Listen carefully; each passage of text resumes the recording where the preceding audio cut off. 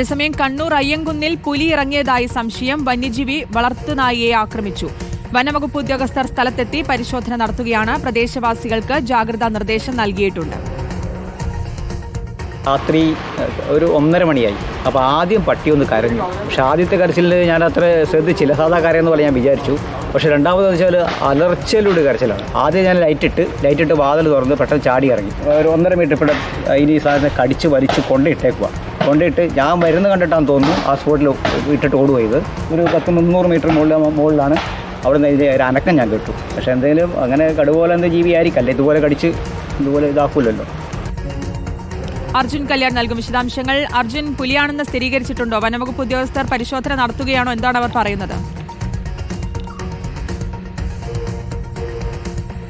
അതായത് ഈ ഘട്ടത്തിൽ പുലിയോ അല്ലെങ്കിൽ കടുവയോ തുടങ്ങിയിട്ടുള്ള അങ്ങനെ ഒരു സ്ഥിരീകരണം വനംവകുപ്പിന്റെ ഭാഗത്തുനിന്നും ഉണ്ടാവുന്നില്ല. പക്ഷെങ്കിൽ കൂടി അവർ പറയുന്നത് വന്യജീവിയാണ് എന്നുള്ള ഒരു നിഗമനത്തിലേക്ക് എത്തിയിട്ടുണ്ട്.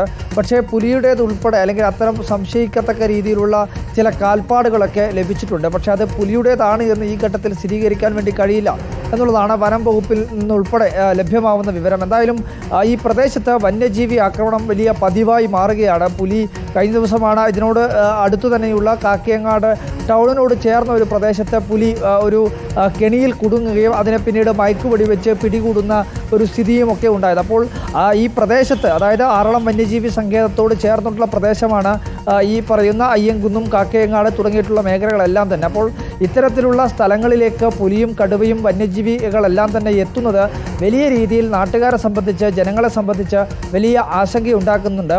വയനാട്ടിലോ അല്ലെങ്കിൽ ഈ പറയുന്ന രീതിയിലുള്ള ഇടുക്കിയിലോ ഉള്ള വിഷയങ്ങൾ മാത്രമല്ല, വനാതിർത്തിയോട് ചേർന്ന പ്രദേശങ്ങളിലും മാത്രമല്ല, അതിൽ നിന്നും അകലെയുള്ള പ്രദേശങ്ങളിൽ കൂടി വന്യജീവി ആക്രമണങ്ങൾ ഒരു പതിവ് സംഭവമായി മാറുകയാണ്. നിത്യേന കാട്ടാന ആക്രമണം ഉൾപ്പെടെ പലയിടങ്ങളിലും, ആറളം ഫാമിൽ ഉൾപ്പെടെ കഴിഞ്ഞ ദിവസങ്ങളിൽ ഒരു രണ്ട് സ്ത്രീകൾ ഈ കാട്ടാനയെ കണ്ട് ഓടുന്നതിനിടെ വീണ് പറ്റുക, അതുപോലെ തന്നെ പുലി ആണ് എന്ന രീതിയിലുള്ള സംശയങ്ങൾ പലയിടങ്ങളിലായി കാണുക, പുലിയുടേതെന്ന് തോന്നുന്ന കാൽപ്പാടുകൾ പലയിടങ്ങളിലേക്ക് കാണുന്നു. അപ്പോൾ ജനങ്ങളെ സംബന്ധിച്ച് വലിയ ആശങ്ക ഉണ്ടാക്കുന്നുണ്ട്.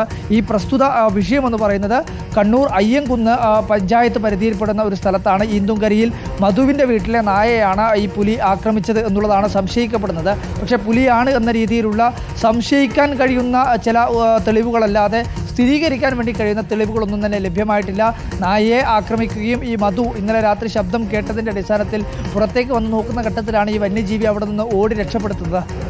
മധു പുലിയെ കണ്ടിട്ടൊന്നുമില്ല. പക്ഷെങ്കിൽ കൂടി സംശയിക്കത്തക്ക ചില തെളിവുകൾ വനം വകുപ്പിനും അതുപോലെ തന്നെ അവിടുത്തെ നാട്ടുകാർക്കുമൊക്കെ ലഭ്യമായിട്ടുണ്ട്. എങ്കിൽ കൂടി ആ മേഖലയിലെല്ലാം വ്യാപകമായ രീതിയിലുള്ള ഒരു പരിശോധന നടത്തുകയാണ് വനം വകുപ്പും അതുപോലെ തന്നെ നാട്ടുകാരും ജനപ്രതിനിധികളും എല്ലാവരും. ശരി, കണ്ണൂർ അയ്യങ്കുന്നിലാണ്. പുലിയാണോ എന്ന കാര്യത്തിൽ വ്യക്തതയില്ല. വന്യജീവി വളർത്തുനായി ആക്രമിച്ചു. എന്തായാലും വനംവകുപ്പ് ഉദ്യോഗസ്ഥർ സ്ഥലത്തെത്തി പരിശോധന നടത്തുകയാണ്. പ്രദേശവാസികൾക്ക് ജാഗ്രതാ നിർദ്ദേശവും നൽകിയിട്ടുണ്ട്. അർജുൻ കല്യാടാണ് വിശദാംശങ്ങൾ നൽകിയത്.